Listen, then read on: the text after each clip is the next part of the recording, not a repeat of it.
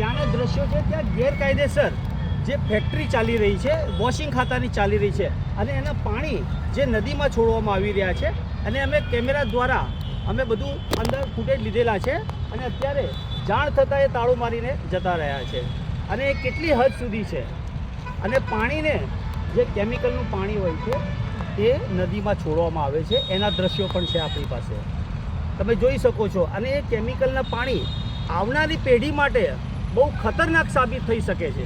કેમ કે એ પાણીથી જાત જાતના રોગો જેવા કે પેટના રોગો, ચામડીના રોગો, અને બાળકો જે બાળકોની જે વૃદ્ધિ હોય છે એ થતી અટકતી હોય છે.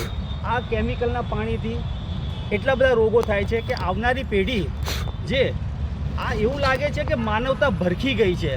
પૈસાના કારણે થઈને લોકોના જીવ જોખમમાં નાખી રહ્યા છે. શું છે આની પાછળનું રહસ્ય? શું છે? કોના હાથ છે? કોના હાથ નીચે સાવરી રહ્યા છે? દસક્રોઈ તાલુકાના કમોડ ગામમાં ગેરકાયદેસર વોશિંગ અને ડાઇંગ એકમો ચલાવવામાં આવતા હોવાનો પર્દાફાશ થયો છે.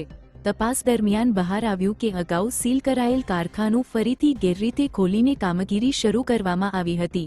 આ ઘટનાએ વિસ્તારમાં પર્યાવરણ અને કાયદા વ્યવસ્થાને લઈને ચિંતા ઊભી કરી છે.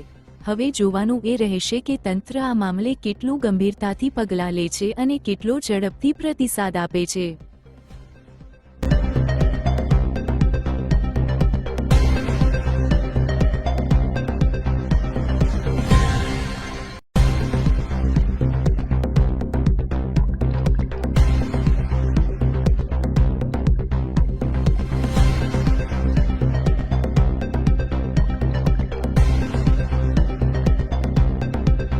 અમારા ચેનલને લાઇક અને સબસ્ક્રાઇબ, ફોલો કરો જેથી તમે દરેક મહત્વપૂર્ણ અપડેટ સરળતાથી મેળવી શકો.